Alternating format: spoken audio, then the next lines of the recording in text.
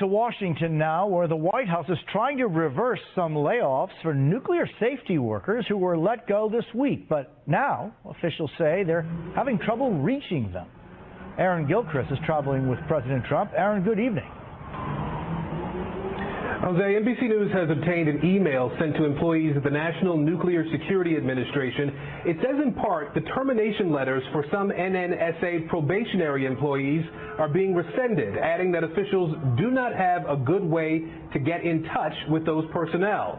Now, this effort to unfire these federal workers comes after thousands of layoffs across several agencies as Elon Musk and his Doge team work to slash federal spending and the workforce. And tonight, the president of the union that represents immigration judges tells me the Justice Department has fired 20 of its members, including 18 recent hires yesterday. I'm told each of them could have handled up to 800 immigration cases per year. Jose? Aaron Gilchrist in West Palm Beach. Thank you. Hey, everybody. Welcome back. You know how when you're working around the house or working around your job or doing anything where you get into a rush to try to get something done real quick for one reason or another, and yeah, you screw it up, and then you got to start all over again. Big waste of time and energy. Well, that's exactly what we're talking about tonight. That little clip right there, for those of you that understand the National Nuclear Group, the people that work there live in a rarefied air of very intelligent people.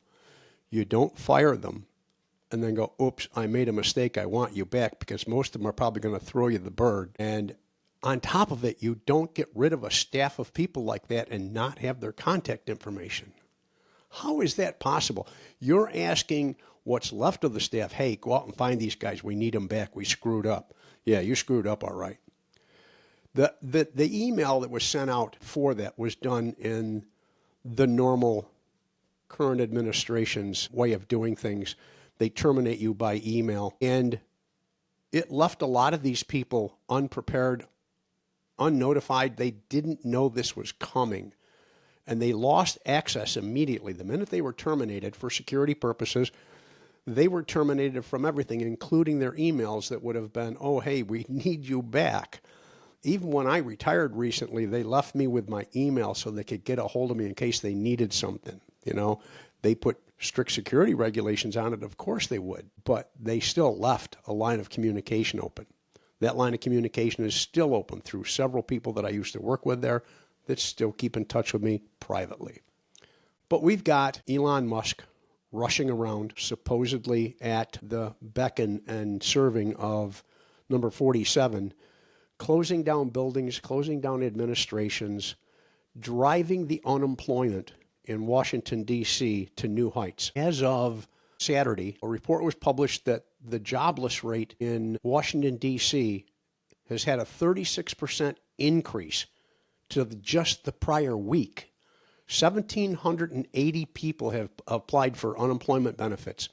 Now, if you're trying to close something down to save money, but you put those people out onto public assistance, onto unemployment, well, the government's still paying for part of that, and so is the employer. Wait, yeah, the U.S. government is the employer. So the U.S. government's hosting 100% of all that unemployment. I'm sure that there will probably be a few lawsuits come along, too, because of the method that they were let go at. Like I said, these people that worked for the NNSA live in a rarefied community where not many people can do what they do. As a matter of fact, I'd probably hazard a guess that there are less than 100 or so in the world that know what they know about nuclear safety. And Donald just tossed them. Well, Elon tossed them, but Elon's the co-president anyways, so let's face facts. Since this administration has taken over 4,000 workers in the city have filed for unemployment insurance. Just last week, 1,780. The total up is up over 4,000 at this point in time, and I don't see it getting better.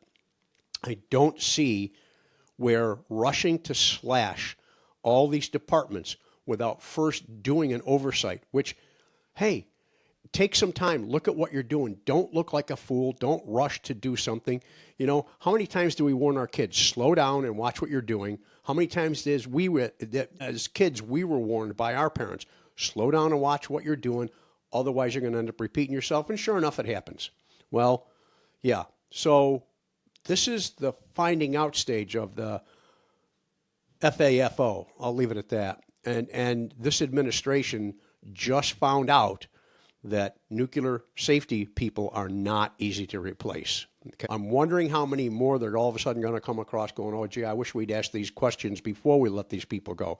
Because a lot of these people, if they're anything like me and you let me go, yeah, I'm flipping you the bird when you come and ask me for help again. Trump's also, he has this thing about green energy. He's slashed the wind industry's money. It said that he launched a broadside against the wind industry, pausing new leases for offshore projects and halting new permits pending a review. Of what? These things were already approved by Congress. That's why they were out there. That's where the money came from.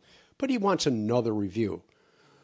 So let me get this straight. The order has had an immediate impact and put at risk pipelines of projects in the East Coast that could power millions of U.S. households in the future. Obviously, the northeastern corridor is very crowded between New York City, Boston, Buffalo, Chicago, Minnesota, all that area that currently receives a lot of power from Canada from their renewable energy of water. We need a backup for that. Wind energy is a renewable source, and we could own our own.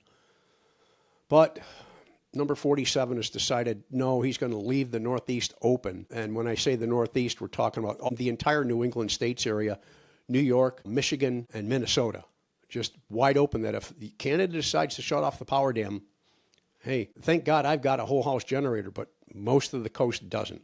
Let's go on and talk about other things. There was a very interesting story that was brought out about coal miner safety and the person who was in charge of that for the U.S. government. And I'm going to play a short clip here for you so that you can see this. When I was a young man, coal mining tragedy stories on the nightly news were a regular thing. I have not heard of one in a long time. I've actually heard of coal miners going to rescue people that got caught in caves or in cave-ins because they had the skill, the expertise, and the technology to get to where they needed to go. But I'm going to go ahead and play this clip for you. Government jobs have been under the microscope lately, with the Trump administration promising sharp cuts to the federal workforce. But many of us have little idea what some federal workers actually do. Hence, this report from our Robert Costa. Good evening. The coal mining country of eastern Kentucky was still mourning the deaths of 15 miners in a methane gas explosion 3 days ago. Rescuers tonight struggle to reach miners trapped by smoke and flames near Orangeville, Utah. Coal mining has always been dangerous, one of the deadliest professions in the nation. 119 coal miners were killed in a mine explosion. The new monument dedicated to the men who died from that tragedy. In the 20th century, more than 100,000 workers died in the U.S. mining industry. Christopher Mark experienced that risk firsthand. I started the mines in 1976, it was almost 50 years ago, and I worked underground altogether for about 2 years. And I can tell you, I was almost killed a couple times. So this is real for you, mine safety? Absolutely. Mine safety has been Mark's life's work. In his 20s, he left the coal fields to earn a PhD, then returned as an engineer for the federal government. His efforts have helped save countless lives underground. It was still maybe a coal miner every week that was being killed in a rockfall. In 2016, we had our first year with zero, a really tremendous accomplishment. At the end of the day, you work essentially for the worker, not for the corporations. That's exactly right. And we were asked to do this by the public. It was the public's demand that was reflected in the laws that were passed by Congress. And that's all we've been doing ever since. So for you, this isn't just about a government budget. This is life and death. Absolutely. Absolutely. So from there, let's talk about more stuff that's been shut off. We're going to talk about FEMA and emergency disasters. As you all know, Kentucky, West Virginia, Alabama, Arkansas, the southeastern states are all under major storm warnings right now, with Kentucky having been blasted and decimated by flooding already. And they're getting their rain mostly because of the mountains. A lot of that area is hiking area, and being a long-distance hiker, I'm familiar with some of those areas. And there's no way to stop this. The rain hits these mountains, funnels its way down through the valleys, funnels its way down into the streams, and then across these rivers and into these towns, and they have no recourse. We're going to have to get money from somewhere, but FEMA was just slashed. But thank God for Kentucky, because I do want to see him survive this. President Trump has approved an emergency disaster declaration and funds to be released from the federal agencies effective yesterday's date, as a matter of fact. He has opened up the bank for Kentucky. Now, we all know who comes from there, the old majority leader for Congress. So FEMA and the disaster aid have been cut open for them, but yet FEMA and disaster money are still not allowed for California. And I'm going to show you both Kentucky and California. There's no difference. Earlier today, Kentucky Governor Andy Beshear gave an update on the devastating natural disaster. The governor said 8 people have died, and that includes a man in Nelson County. And emergency crews have performed over 1,000 rescues. The National Guard, KSP, and now crews from multiple other states are all responding to areas across the state. And as the governor notes, no county was spared from this devastation. The biggest challenge of this event is it's everywhere. When the secretary called me last night and said, "Where are you most concerned about?" I said, this event is hitting all 120 counties. Kentucky Governor Andy Beshear responding to the state's natural disaster that has killed 8 people, including 1 child so far. We believe this number is going to grow. We hope it doesn't grow quickly or grow much larger. Within the first 24 hours of the severe weather, the state has made over 1,000 rescues. In Malibu, a mud-covered SUV tossed surfside after a terrifying moment mid-storm.